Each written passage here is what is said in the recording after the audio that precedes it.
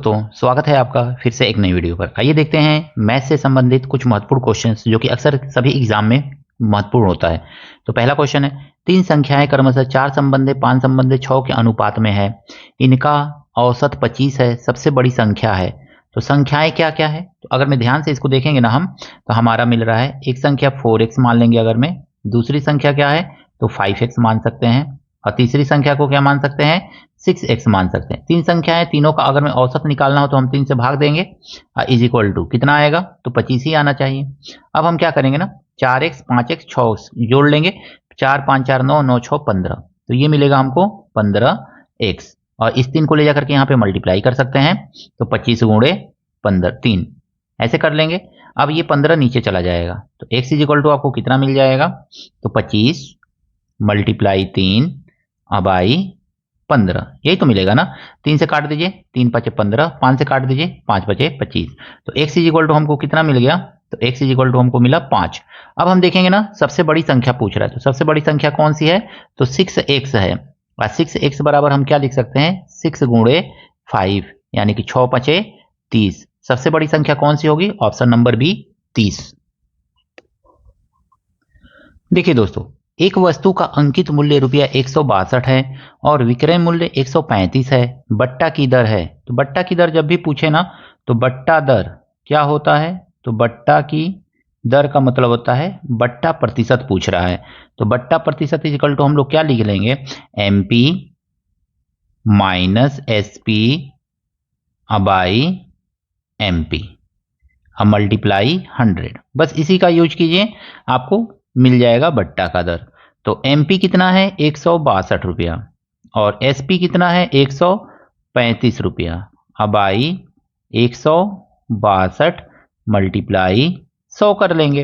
अब हम देखेंगे इसको माइनस करेंगे ना, तो 12 में से 5 माइनस करेंगे 7, 5 में से 3 माइनस करेंगे 2 बाई 162 मल्टीप्लाई 100, 7 छके 42, 6 बार में ये कट जाएगा, तो ये कितना आ गया 100/6 आ गया। इसको काटेंगे ना, तो 2 पचे 10 और 2 तेई 6, इसको सॉल्व आगे करेंगे तो ये आ जाएगा 16 सही 2/3%।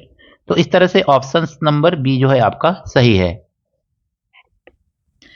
इस क्वेश्चन में कहा गया है, एक परीक्षा में 100 छात्रों के प्राप्तांकों का औसत 40 है, बाद में पता चला कि 53 के स्थान पर 83 ले लिया गया है। सही औसत है, लेना चाहिए था 53, लेकिन ले क्या लिया गया है, इसके जगह पे 83 ले लिया गया है।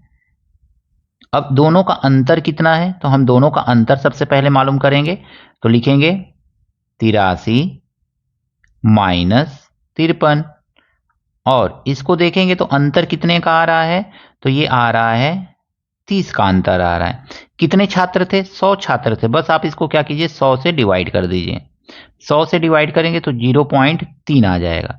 तो औसत क्या हुआ है, औसत लेते समय हमने ज्यादा ले लिया है, कम लेना चाहिए, तो कम लेंगे तो औसत भी हमारा क्या रहेगा कम होगा, तो कम होगा तो यानी कि 40 जो था उसमें से आपको कुछ नहीं करना है, 0.3 को माइनस कर देना है। जब कम से ज्यादा ले लिया जाता है तो माइनस करते हैं, ज्यादा से कम लिया जाता है तो प्लस करते हैं, बस इस बात को याद रखिएगा। 40 में से 0.3 को माइनस करेंगे, कितना आएगा 39.7 आएगा। तो वास्तविक औसत जो है 39.7 है। ऑप्शन नंबर बी जो है इसका सही है दोस्तों। इस क्वेश्चन में कहा गया है, किसी संख्या के 2/5 भाग के 1/3 का 1/4 1/15 है, संख्या का 40% क्या है। किसी संख्या का, मान लीजिए वो संख्या क्या है तो x है, x का 2/5 का 1/3 का 1/4 जो है कितना है 15 है। तो अब इसको सॉल्व करेंगे तो सब नंबर को इधर से क्या करेंगे हम ट्रांसफर कर ले रहे हैं, तो ये हो जाएगा 15 गुणे 5 गुणे 3 गुणे 4, इसके नीचे 5 के नीचे 2 लिख लेंगे, 3 के नीचे तो 1 है, और 4 के नीचे भी हमको 1 ही लिखना है। अब कोई नंबर कटेगा तो काट दीजिए, 2 दूनी 4, अब 2 तेई 6, 6 पचे 30, 15 ते 45, 450, वो संख्या हमको मिल गया 450। अब कह रहा है संख्या का 40% कितना है, तो यानी कि 450 का 40% कितना है, ऐसा पूछा जा रहा है आपसे। तो सीधे सीधे लगा लीजिए, 450 मल्टीप्लाई 40/100, यही तो करना है ना। 2 जीरो से 2 जीरो कैंसिल हो जाएगा।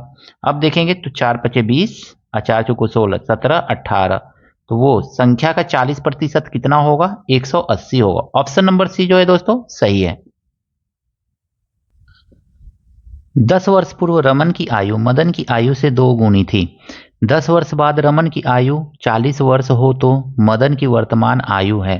सबसे पहले इसमें हम लोग क्या करेंगे ना, सबसे पहले यहां पे लिखेंगे वर्तमान। 10 वर्ष पूर्व, 10 वर्ष पूर्व और 10 वर्ष बाद, इस तरह से 3 खाना हम बना लेंगे समझने के लिए। 10 वर्ष बाद, ठीक है। तो इस 10 वर्ष बाद, 10 वर्ष पूर्व, ये वर्तमान है। अब कह रहे हैं 10 वर्ष बाद रमन की आयु, रमन की आयु कितनी हो जाएगी? 40 वर्ष होगी। तो 10 वर्ष पहले वर्तमान में इसकी आयु कितनी होगी? तो 30 वर्ष। और 10 वर्ष पहले कितनी होगी? तो ये 20 वर्ष। सिंपली ऐसे लगा लीजिए। अब कह रहा है ना 2 गुनी थी। रमन की आयु जो है, ये रमन का हम निकाल रहे हैं, ये रमन है। 10 वर्ष बाद रमन की आयु 40 वर्ष रमन है। तो रमन की आयु हमने देख लिया कि 10 वर्ष पूर्व 20 है। अब कह रहा है ना 10 वर्ष पूर्व रमन की आयु मदन की आयु से 2 गुनी थी। हम लिख लें रमन रेशियो मदन, मदन ऐसे लिख ले। तो रमन जो है 2 गुना है, तो 2:1 का आएगा। तो ये 2 जो है 20 को रिप्रेजेंट कर रहा है, तो 1 10 को रिप्रेजेंट करेगा। तो 10 साल, तो वर्तमान में इसकी उम्र कितनी हो जाएगी? 20 वर्ष। तो बस इस तरह से ट्रिक लगा करके दिमाग में आप क्वेश्चन को क्या कर सकते हैं? इजिली सॉल्व कर सकते हैं। ऑप्शन नंबर बी जो है इसका सही है।